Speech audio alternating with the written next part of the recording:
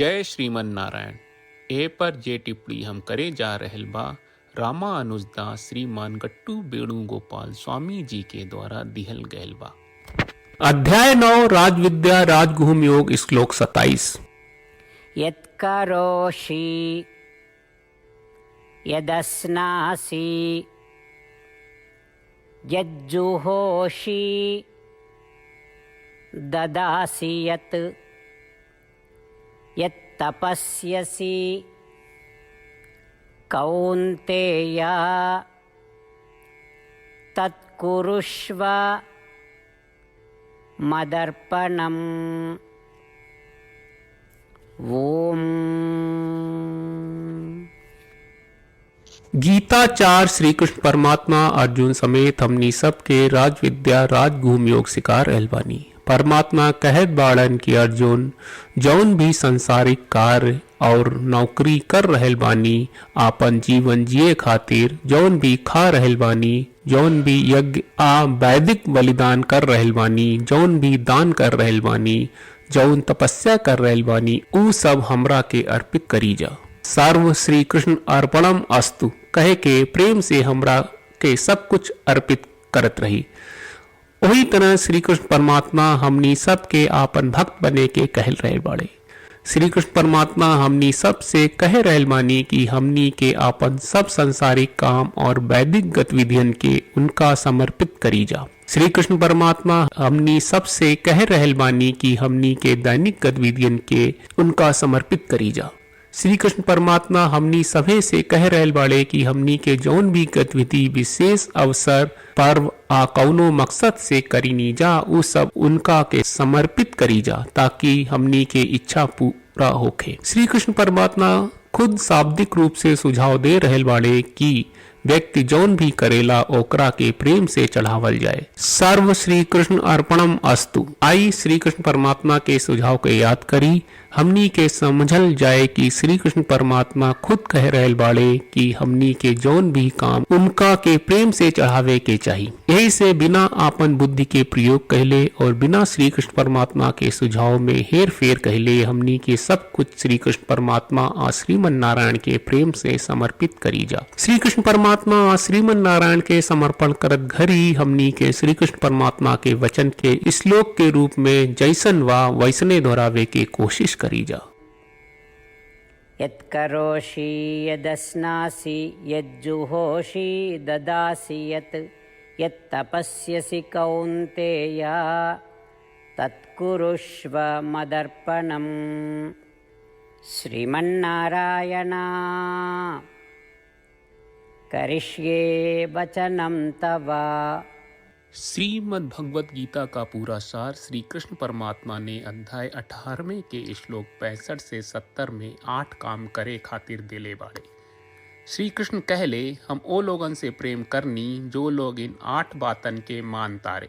हम ओ भक्तन के हर तरह से रक्षा करब। श्री कृष्ण परमात्मा के द्वारा बोलल गईल संपूर्ण भगवत गीता सुनला के बाद अर्जुन कहले करिष्ये वचनम त्वा, जेके मतलब बा कृष्ण मैं वही करब जौन आप कही। यही कारण बा श्री कृष्ण अर्जुन के हर तरह के सफलता आ विजय प्रदान करेले। आई परमात्मा के आपन व्रत देई कि हमनी के ये 8 गौ कर्म के पालन करी जा। ई वचन परमात्मा के देवे से बड़न कौनो पूजा तपस्या यज्ञ नहीं। हम 8 प्रण कहब जौन हमनी के करे के चाहिए। आप सब कृपया इन्हन के आपन दिमाग और दिल में सोची। श्री कृष्ण के आपन वचन देवे के ई तरीका में हमनी सबकी कल्पना करे के चाहिए कि श्री कृष्ण का चेहरा खुशी से चमकत बा और खुशी के एहसास करत बा। जय श्रीमन नारायण। यहाँ हमनी के 8 वादा बा। हमनी के पहला वादा, हे श्रीमन नारायण आपका निर्देश के मुताबिक हम हमेशा तोहार ध्यान करब और तोहार बारे में सोचब।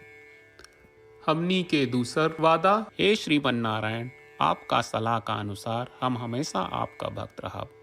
हमनी के तीसर वादा, हे श्रीमन नारायण हम आपन सब काम तोहरा सेवा के रूप में और तोहरा संतुष्टि खातिर करब।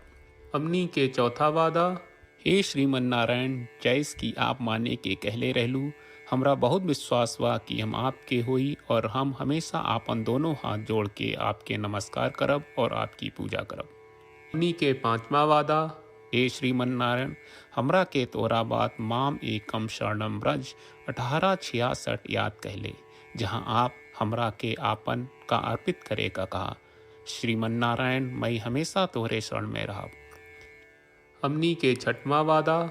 हे श्रीमन्नारायण हमरा के तोहरा बात माँ सुचहा 1866 याद कहले कि आप हमनी के शोक ना करे का आश्वासन दे रहे बड़े, हम अब और शोक ना करब। हमनी के सातवां वादा। हे श्रीमन्नारायण आपने हमरा खातिर श्रीमद् भगवत गीता के वितरण करके हम सबके कृपा कहले और आशीर्वाद दहले बा। हम वादा करत बानी कि रोजाना कम से कम एक श्लोक पढ़ब या सुनब। हमनी के आठवां वादा। हे श्रीमन्नारायण आप गीता के पूरा मानवता तक ले गयलू। हम गीता में आपके दिव्य वचन के उन भक्तन तक पहुँचावे के प्रयास करब जे गीता से अपरिचित बा। हे श्रीमन्नारायण हम उई करब जौन तू करे का कहब। हम ऐसन व्यवहार करब जैसन आप चाहत बानी और हम खाली आपका खातिर काम करब। श्रीमन्नारायण के रोज आपन वचन देहल कि हम ओइस करब जैस आप कहत बानी, ई अपने आप में बड़न पूजा बा। श्रीमन्नारायण करशे वचनम त्वा। श्रीमन्नारायण हम तोरे निर्देश के मुताबिक काम करब। सर्वम श्री कृष्ण अर्पणम अस्तु। जय श्रीमन्नारायण। यत्करोषि यदस्नासि यज्जुहोषि ददासि यत् यत्तपस्यसि कौन्तेय तत्कुरुष्व मदर्पणम्। ओम।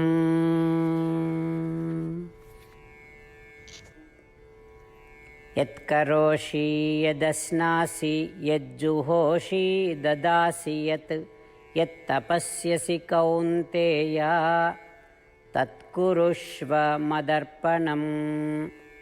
श्रीमन्नारायण करिष्ये वचनं तव।